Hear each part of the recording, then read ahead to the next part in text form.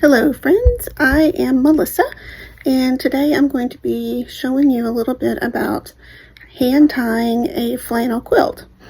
Now this particular flannel quilt is part of a group project that my church has been doing for the Bardstown homeless shelter.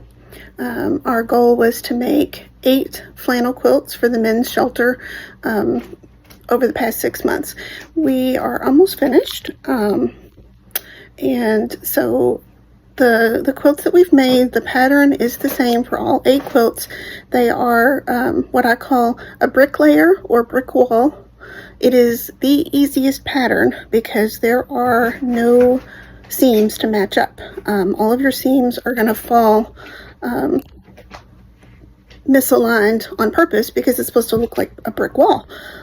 So if you're a beginner, this is an excellent starter project, and it's also a really good keepsake project if you happen to have some flannel shirts or some sort of, I don't know, flannel. Could be pajamas, could be anything made out of flannel that you've saved from a loved one that's passed away, or maybe you've saved your kids while they've been growing up and you'd like to make a quilt out of it.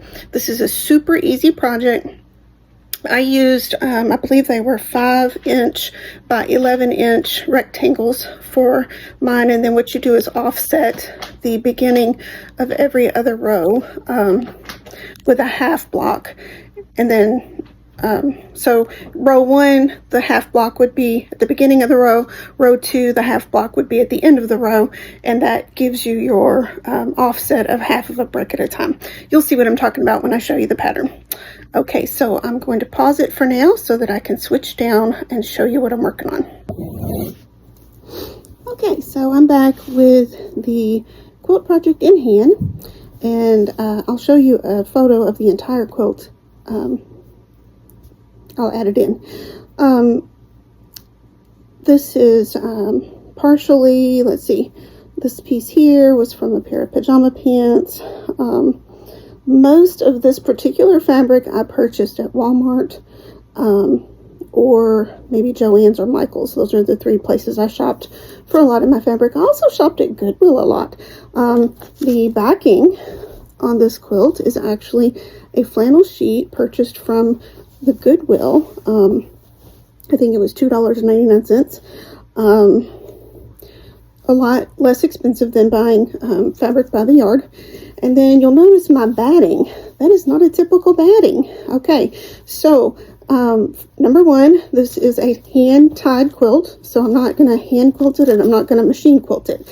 So the stitches are going to be pretty far apart. If you use traditional cotton batting that you buy at the store, if you don't have a lot of stitches in there, cotton batting can sometimes separate, and after multiple washes it begins to ball up in between where the stitches are. So when you're doing a hand-tied quilt like this, you might end up later on down the road, years down the road, with a balled up mess inside of the quilt if you use regular old cotton batting that you get from the store. So what I have done is purchased fleece blankets. Again, I purchased these at the Goodwill. We were trying to keep our costs down. Goodwill's here in Kentucky. You can buy fleece blankets for anywhere from $1.99 to $3.99 at the Goodwill. Bring them home, wash them real good, and they're perfect for the inside of a quilt because they're not going to ball up and come apart in between the stitching. And also, it's pretty easy to sew through the fleece. I've also used the middle section of a mattress pad that was old. Maybe the elastic was stretched out on the edges, and so I just cut off all of the elastic and used the center part. It makes a very heavy, warm quilt, and we're talking about a shelter that we don't know for sure how good their heating is. You know, these guys are probably going to need some pretty heavy quilts, and I can tell you right now, I'm sitting in my house at 69 degrees. It's about 1 degree outside, I think. But I've got this on my lap and it is very warm. It's not even finished yet, but it's very warm. So let's move on to, I was showing you the pattern a little bit. As I was talking about, we offset each row. So if you look here at the beginning from the beginning edge. I have a full 5 by 11 block at the top, and then the next row begins with half of a block. Then the next row goes back to a full block, and so on down the quilt. Now, I just alternated 2 rows is all I did on this pattern. The row 1, row 3, row 5, and so on. All of the odd rows are going to be exactly alike, and then rows 2, 4, 6, all of the even rows are exactly alike. This particular quilt is 18 rows, and as far as width, I think it's, let me count real quick. It is 1, 2, 3, 4, 5.5 blocks wide. So that would be 5 11-inch blocks and then a half block.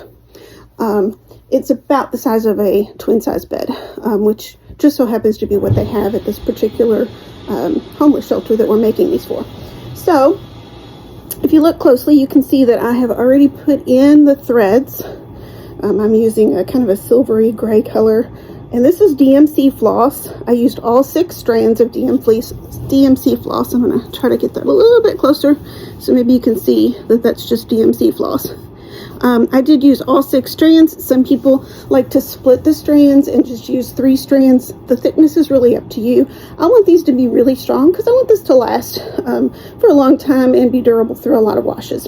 Now, I have left my pieces. What I did is I used a very long, it's about a 5-inch long, I think, doll needle to do my stitches because it's easy to hold on to. I don't have to use a thimble, and it helps me stretch from one section to the next. I put 2 stitches per block, so I have a stitch here and here, and it's going to be like that throughout the whole quilt. And then I left my threads about 2 to 3 inches on each side of the stitch so that I would have plenty of thread to tie. Now I'm going to just do a very simple string tie. I think they might call this a square knot. I'm not real sure, but I just go under. It's just like tying your tennis shoes. I go under, then I go under again, and then I go under a 3rd time.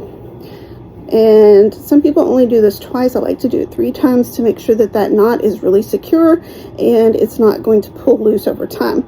Now, a lot of people use yarn. That is also just fine. Yarn tends to get really fuzzy after several washes. So my mother-in-law, Raffi, who has been gone for a couple of years now, actually about 1.5 years, she taught me to use DMC floss. She said that she liked the way it washed up and lasted better. It didn't fuzz up like a piece of yarn does. So I've tied it 3 times. Then after I'm done, I don't have my scissors here in my lap with me right this moment. Normally I would have my scissors and I would go ahead and tie it and trim it, and I like to trim those about 1 inch long and then just discard the rest. Now you could use a little bit less DMC floss and tie as you go, but what I like to do is lay this out on the floor or on a large table, put all my stitches in, and then save it for another day, and either I'll take it to school. My kids are homeschooled, but we have a community that we go to once a week, so I will take my project to school with me, work on it while they're at school. I can do this. I can tie and trim while I'm at school waiting on my kiddos. I can't really spread this out on the floor and put the stitches in while I'm at school, but this is about, I don't know, maybe 1 hour to 2 hours worth of tying, depending on how large the quilt is and how many stitches you do, that kind of thing. Takes me about 1 hour to put all of the stitches in, and then another 1 hour to 2 hours to do the tying. So like I said, I like to take it with me, or maybe I'm watching a movie and I just want to sit there and tie. So that's why I don't do it all at one time. You could save a little bit of DMC floss, but we're talking maybe less than $1 for another skein of DMC floss. For this particular quilt, I bought 5 skeins of DMC floss. I only used 4. So that's a ballpark, 4 to 5 skeins. I used all the same color on this quilt, but I have another quilt, which I can add pictures of, that I used multiple colors. So that's really just up to you. So let me just show you again. I'm going to take my 2 strings. I'm going to tie it just like that first tie you do when you're tying up your tennis shoes. Just over and under. Pull it tight. You don't want to pull it so tight that you're puckering the quilt, but you do want to pull it fairly tight. Then I do a second one, and then I do with the third one. And if I had my scissors, I would trim that off about 1 inch long, and that stitch would be finished. And I would do that all over the quilt. Once that's all finished, the only thing I have left to do is the binding on this quilt. And you can see here, I haven't trimmed this down yet. I will give you a hint that I just learned myself. I've been quilting for, oh goodness, close to 30 years. And this is something I just learned about in the past year. My friend Amy from my quilt group at church, she told me about this spray that you use. It's a basting spray. I had never used it before in my life. My mom and my grandma taught me how to sew, and we did the old-fashioned large basting stitches to hold our layers of our quilts together. And that's how I've always done it. So I actually had never heard of basting spray. So I decided to give it a try. The first one I did not go so well. I wasn't experienced with using it, didn't know how to flatten everything down real perfect. But after a couple of tries and some tips from my friend Jennifer, she saw, I think maybe on Facebook, I don't know, maybe it was another quilting program, she saw where they had used pool noodles to roll their layers of their quilts up on. I tell you what, that has been a lifesaver. I bought 2 $1 pool noodles from Dollar Store, taped them together in the middle with duct tape, and literally will roll each, well, the bottom layer, the backing, which was my flat flannel sheet. We just flattened that out real good on a set of big tables and taped it down on the ends. And then for the next 2 layers, the batting and the quilt top, we pinned it to the, sorry, I'm losing my train of thought. We pinned it to the pool noodles and then rolled them. It took 2 people to roll it, 1 on each side of the table. We rolled it and just tried to keep our rolling in sync to keep it even. And then we sprayed a little bit at a time and unrolled and pressed with our hands, unrolled, pressed with our hands as we were spraying the basting spray on. And we did that with the 2, the middle and the top layer. Super, super easy. And as you can see, it's held together. We basted this. You can see right here how it's stuck together.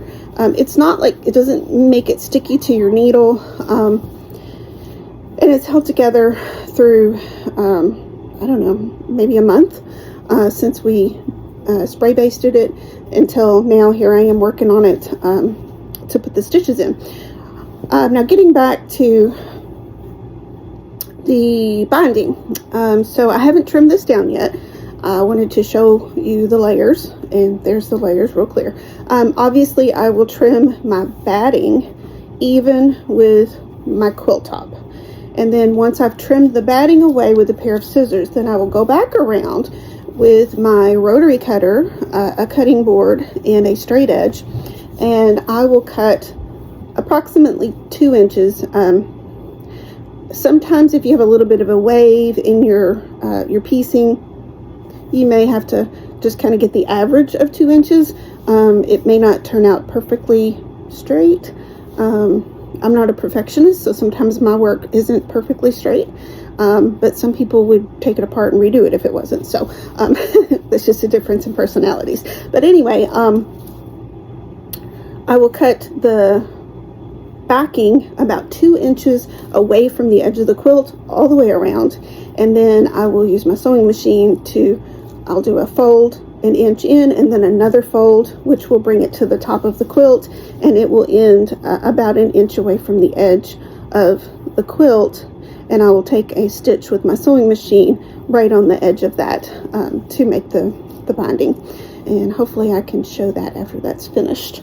But anyway, that was just a quick, looks like I've been on here for about 15 minutes, a quick little video on these very, very simple brick wall flannel quilts and some tips on ways that you can save a little bit of money. It's not being a cheapskate. It's actually very purposeful. It's recycling, reusing, which is a great thing to do. And you'll make a really nice gift, or if you're making these for yourself, They're going to be durable. They're going to be machine washable. They are going to tumble in your dryer, turn out nice and fluffy, and they're going to last for many, many years. And I don't know if I mentioned this, but let me just say that I did piece these on a machine, and everybody's different on this, but my personal feelings about flannel quilts is I like to do a 1/2 inch seam allowance on flannel. I know that's not what you're going to hear most people say. Most people, when they do quilting, they want a 1/4 of an inch seam allowance, and that's like the golden rule. And if I was hand piecing and this was regular cotton fabric, I would 100% say yes, I go with a 1/4 inch seam allowance. Even machine piecing, if I'm using regular old quilting cotton, then I would probably do the 1/4 inch seam allowance. But because of the nature of flannel to, I guess, shred or pull apart, I do go with a 1/2 inch seam allowance on all my seams to make it just that much stronger. Because again, especially considering the purpose for these particular quilts that we're making, we don't know what kind of laundering they're going to get, what kind of treatment they're going to get going to a homeless shelter.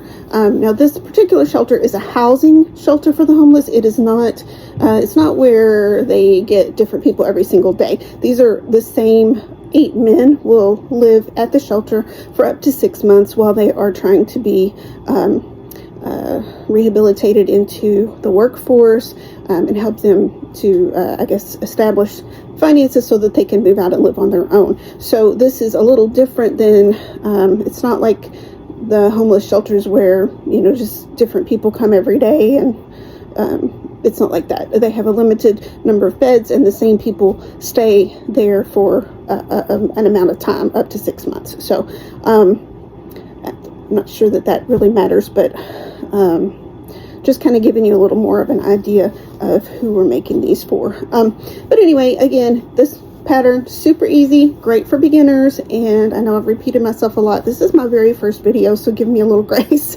Thank you so much. Happy quilting.